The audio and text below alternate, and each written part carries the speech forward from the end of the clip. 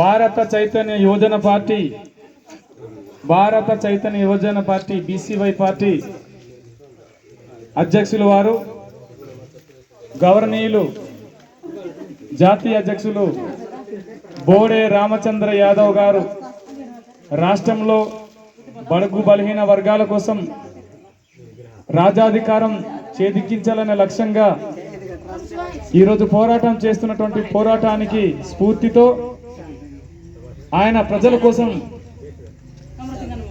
నిలబడి త్యాగముతో ఎంతో ఓర్పు సహనముతో ఎన్ని సమస్యలైనా, ఎన్ని కుళ్ళు కుతంత్రాలైనా, ఎన్ని ఆటంకాలైనా జయించి ఎదురాడి పోరాడి ప్రజల కోసం నిలబడుతున్నటువంటి ఆ రామచంద్ర యాదవ్ గారి కలేజను, ఆయనకున్నటువంటి స్ఫూర్తిని చూసి ఈరోజు జీకే వీధి మండలం బొడ్డుమాన్ పాకల్ గ్రామస్తులందరూ పార్టీకి అండగా మేము కూడా ఉంటాం.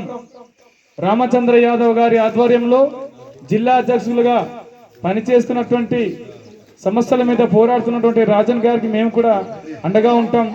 మా సమస్యల మీద పార్టీ తరఫున పోరాడతాం అనే కృషితోటి ఈరోజు గ్రామస్తులు ఆహ్వానించి పార్టీని ఆదుకొని పార్టీకి అండదండలుగా మేము కూడా ఉంటామని చెప్పేసి ఈరోజు ముందుకు రావడం జరిగింది.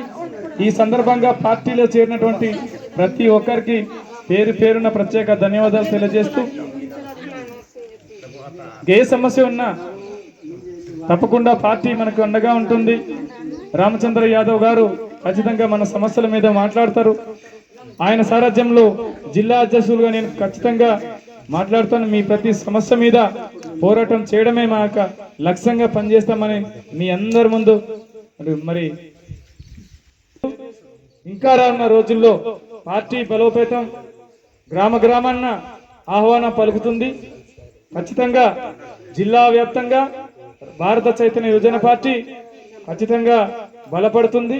రాష్ట్రంలో 3వ ప్రత్యామ్నాయ పార్టీగా భారత చైతన్య యువజన పార్టీ పెరగబోతుంది.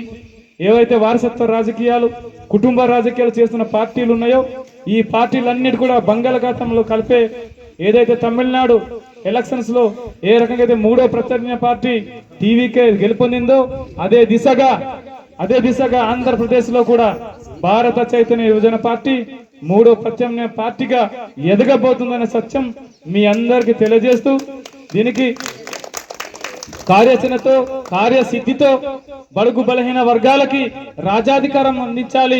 ఒక కుటుంబానికో, ఒక కులానికో, ఒక వర్గానికో రాజ్యాధికారం బందీ కాకూడదు.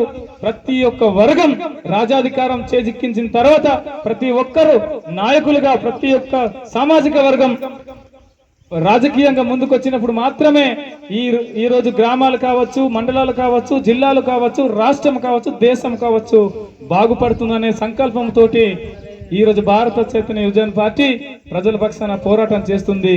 ఈ రోజు చేరిన మీ అందరికీ కూడా ప్రత్యేక ధన్యవాదాలు తెలియజేస్తూ పార్టీకి ఆహ్వానిస్తున్నాను.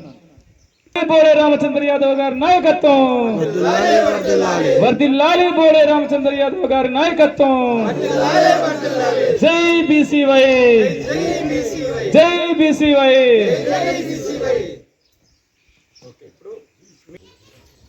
నమస్కారం అండి. నా పేరు కిల్లో రాజన్, బీసీవై పార్టీ జిల్లా అధ్యక్షుల్ని. మా పార్టీ అధ్యక్షులు బోడే రామచంద్ర యాదవ్ గారి ఆదేశాల మేరకు, అలాగే బొడ్డుమాన్ పాకల్ గ్రామస్తులు పిలుపు మేరకు ఈరోజు గ్రామాలకి మరి పర్యటన చేయడం జరిగింది. ఈ పర్యటనలో భాగంగా ఏదైతే రాష్ట్రంలో బోడే రామచంద్ర యాదవ్ గారు చేస్తున్న పోరాటాన్ని స్ఫూర్తి తీసుకొని ఈరోజు గ్రామస్తులంతా కూడా పార్టీ కండువాలు కప్పి సాధారణంగా పార్టీలో చేరడం జరిగింది. పార్టీ గ్రామ సమస్యల మీద ఖచ్చితంగా పార్టీ పోరాడుతుంది. పార్టీ తరఫున మనకు న్యాయం జరుగుతున్న నమ్మకంతో ఈరోజు పార్టీ కండువాలు కప్పుకొని పార్టీలో జాయిన్ అవ్వడం జరిగింది. ఏదైతే రాష్ట్రంలో బడుగు బలహీన వర్గాలకి రాజ్యాధికారం చేజిక్కించాలి, ఈ కుటుంబ పార్టీలు, వారసత్వ పార్టీలు, ఈ కుల పార్టీలంతా కూడా రూపుమాపి కుటుంబ వారసత్వ రాజకీయ పార్టీలన్నీ కూడా గంగలో కలిపి 3వ ప్రత్యామ్నాయ పార్టీగా భారత చైతన్య యువజన పార్టీ అవతరించింది. ఖచ్చితంగా రేపు అధికారంలోకి భారత చైతన్య యువజన పార్టీ వస్తుంది. ప్రతి ఒక్కరికి పరిపాలనలో భాగస్వామ్యం చేయడానికి ప్రతి వర్గానికి, వెనుకబడిన ప్రతి బడుగు బలహీన వర్గందరికీ కూడా, బీసీలు, ఎస్టీలు, మైనారిటీసు, వీళ్ళందరికీ కూడా, దళితులందరికీ కూడా రాజ్యాధికార దిశగా ముందుకు తీసుకెళ్లాలని సంకల్పంతో బోడే రామచంద్ర యాదవ్ గారు పార్టీ పెట్టి ఈరోజు ప్రజల కోసం పోరాటం చేస్తున్నారు. మూడో పశ్చిమ అనే పార్టీగా ఈరోజు ఉద్భవించడం జరిగింది. కాబట్టి అదే మరి కోణంలో ఈరోజు మరి గిరిజన ప్రాంతంలో కూడా, అల్లూరి సీతారామరాజు జిల్లాలో కూడా ఈరోజు పార్టీ దినదినం అభివృద్ధి చెందుతుంది. ప్రతి గ్రామానికి పిలుపు ఉంది. ప్రతి గ్రామానికి త్వరలోనే మేము పార్టీ యొక్క కార్యక్రమాలు చేయబోతున్నాం. ఎక్కడైతే సమస్యలు ఉందో ఆ గ్రామ సమస్యల మీద మేము మాట్లాడబోతున్నాం. గ్రామ సమస్యలని అధికారుల దృష్టికి, పై అధికారుల దృష్టికి, ప్రభుత్వం దృష్టికి చేరేలాగా భారతీయ యువజన పార్టీ పోరాటం చేస్తుందని చెప్పేసి మీ అందరి ముఖాన ఈరోజు తెలియజేస్తున్నాం. అలాగే ఏదైతే బొడ్డుమానుపాకల్లో ఉన్నటువంటి సమస్య, ప్రధాన సమస్య అటవీ సమస్య, భూమి సమస్య ఉంది. ఆ భూమి సమస్యను పరిష్కారం చేసే దిశగా సంబంధించిన ఎంఆర్ఓ కానీ, సంబంధించినటువంటి మండల తహసీల్దార్ సంబంధించిన వాళ్ళు, అలాగే జిల్లా కలెక్టర్ గారు కానీ, జిల్లా జాయింట్ కలెక్టర్ గారు కానీ, పిఓ గారు కానీ స్పందించాలని చెప్పేసి డిమాండ్ చేస్తున్నాం. ఏదైతే 2005లో ఇక్కడ కొన్ని రెవెన్యూ పట్టాలు, డీపాం పట్టాలు ఇచ్చున్నారు. అదే పట్టాలు ఈరోజు ఫారెస్ట్ డిపార్ట్మెంట్ వచ్చి ఆ పట్టాలు క్యాన్సిల్ చేసి మీకు ఆర్ఎఫ్ పట్టాలు ఇస్తామని చెప్పేసి ఒత్తిడి చేస్తున్నారని గ్రామస్తులు చెప్తున్నారు. కాబట్టి ఖచ్చితంగా ఈ సమస్యను పరిష్కారం చేసి, ఏదైతే ఇంతకుముందు 2005లో ఇచ్చిన పట్టాల మీద వీళ్ళు బ్యాంకులో రుణాలు సైతం తీసుకొని ఉన్నారు. అప్పుడు ఇచ్చినటువంటి పట్టాలు ఇప్పుడు రద్దు చేయమంటే ఇది సమంజసం కాదు. అప్పుడు ఇచ్చినటువంటి అధికారులు సరిగ్గా మరి చూడకుండానే, సరిగ్గా సర్వే చేయకుండానే ఈ రెవెన్యూ పట్టాలు ఇచ్చారా అని చెప్పేసి డిమాండ్ చేస్తున్నాం. ఈ ఊరు రెవెన్యూ గ్రామం అయినప్పటికీ కూడా రెవెన్యూ పరంగా గుర్తించకుండా ఈ భూమిని అంతా ఫారెస్ట్ భూమి అని చెప్పేసి ఈ భయభ్రాంతికి గురి చేసి గ్రామస్తులకి ఇబ్బంది పెట్టే ప్రయత్నం ఫారెస్ట్ ఆఫీసర్స్ కానీ, సంబంధించిన రెవెన్యూ ఆఫీసర్స్ కానీ మానుకోవాలని చెప్పేసి మేము హెచ్చరిస్తున్నాం. ఏదైతే పదే గ్రామం వైపు వచ్చి గ్రామస్తులు బెదిరించే ప్రయత్నం చేసి గ్రామస్తులకి భయభ్రాంతులకు గురి చేసి స్వేచ్ఛగా బతకలేకుండా, స్వేచ్ఛగా వాళ్ళకి ఉన్నటువంటి 4 పొలం బొడ్డలు, అలాగే భూములు, చిన్న దొడ్లు, కాఫీ తోటలు, మిరియా తోటలు వాళ్ళు సాగు చేయడానికి స్వేచ్ఛ లేకుండా చేస్తే మాత్రం ఖచ్చితంగా ఊరుకోం, కోర్టు వరకైనా పోరాటం చేస్తామని చెప్పేసి ఈరోజు భారత చైతన్య యువజన పార్టీ తరఫున నాయకులు కానీ, ఇక్కడ ఉన్న అధికారులు కానీ హెచ్చరిస్తున్నాం. ఫారెస్ట్ అధికారులకి ముందుగా హెచ్చరిస్తున్నాం, మీరు సమన్వయం చేయండి. ఏదైతే 2005లో ఇచ్చినటువంటి పట్టాలు ఏ రకంగా ఇచ్చారు, ఏ ప్రతిపాదన ఇచ్చారు, ఆ రోజు డీపాం పట్టాలు ఇచ్చారే, సరిగ్గా చూసుకోకుండానే ఇచ్చారా, విచారణ చేయకుండా ఇచ్చారా, సర్వేలు చేయకుండా ఇచ్చారా? ఆ రోజు ఇచ్చిన పట్టాలు ఈ రోజు ఎందుకు క్యాన్సిల్ చేయమంటున్నారు? దీన్ని పునరాలోచన చేసి సంబంధిత ఏదైతే అధికారులు ఉన్నారో వాళ్ళందరూ గ్రామాన్ని పర్యవేక్షణ చేసి ఎక్కడి నుంచి అయితే ఫారెస్ట్ బౌండరీ ఉందో ఆ బౌండరీ నుంచి పైనవి కాదు కానీ బౌండరీ నుంచి కిందకున్న వాటిని కూడా మీరు క్యాన్సిల్ చేయమని చెప్పడం ఇది తప్పు అని చెప్పేసి మేము మాట్లాడుతున్నాం. ప్రజల పక్షాన ఖచ్చితంగా మేము మాట్లాడతాం. పై అధికారుల దృష్టికి కూడా మేము తీసుకుని వెళ్తాం. మీరు చిత్తశుద్ధితో పనిచేసి ఈ గ్రామానికి న్యాయం చేయాలని చెప్పేసి డిమాండ్ చేస్తున్నాం. అలాగే మౌలిక వసతులకు సంబంధించి ఈ గ్రామంలో స్కూల్ బిల్డింగ్ కానీ, అంగన్వాడీ బిల్డింగ్ కానీ ఈ గ్రామంలో మరి నిర్మించి ఇక్కడ న్యాయం చేయాలని చెప్పేసి, సీసీ రోడ్ సైతం ఇవ్వాలని చెప్పేసి, అలాగే ఏదైతే ప్రధాన రహదారి ఉందో ఆ రహదారి రావడానికి కూడా ఇబ్బంది పడే పరిస్థితి ఉంది. కాబట్టి ఆ రహదారి నిర్మాణం కూడా తక్షణమే ప్రభుత్వం చేపట్టాలని చెప్పేసి తెలియజేస్తున్నాం. ఈ రహదారిని ఆనుకొని లోపల గ్రామాలు, చాలా గ్రామాలు ఉన్నాయి, ఇదే రహదారి వెంబడి వెళ్తున్నారు. కాబట్టి ఈ రహదారిని కూడా బాగు చేసి నిర్మించి తక్షణమే ప్రభుత్వం చర్య తీసుకోవాలని చెప్పేసి, అలాగే ఎవరైతే డిప్యూటీ సీఎం గారు పవన్ కళ్యాణ్ గారు ఉన్నారో పవన్ కళ్యాణ్ గారికి కూడా మేము విన్నవించుకుంటున్నాం.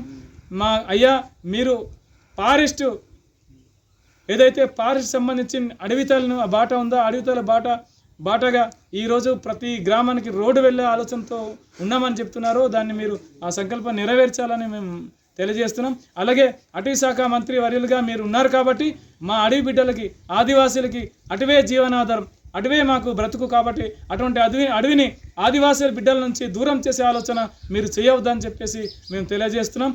ఏదైతే పర్యావరణ మా అడవి తల్లి బిడ్డలు అడవిని కాపాడుతూ అడవిలో అనేక తోటలు బతుకుతున్నారు. మిరియాల తోటలు, కాఫీ తోటలు, రకరకాల పళ్ళ సంబంధించిన తోటలు కూడా నాటి ఉన్నారు. కాబట్టి ఖచ్చితంగా అడవి నుంచి అడవి తల్లిని దూరం చేసే ఆలోచన మీ ప్రభుత్వం చేయకూడదని చెప్పేసి అటవీ శాఖ మంత్రిగా మీరు బాధ్యత తీసుకోవాలని చెప్పేసి పవన్ కళ్యాణ్ గారికి విన్నవించుకుంటున్నాం.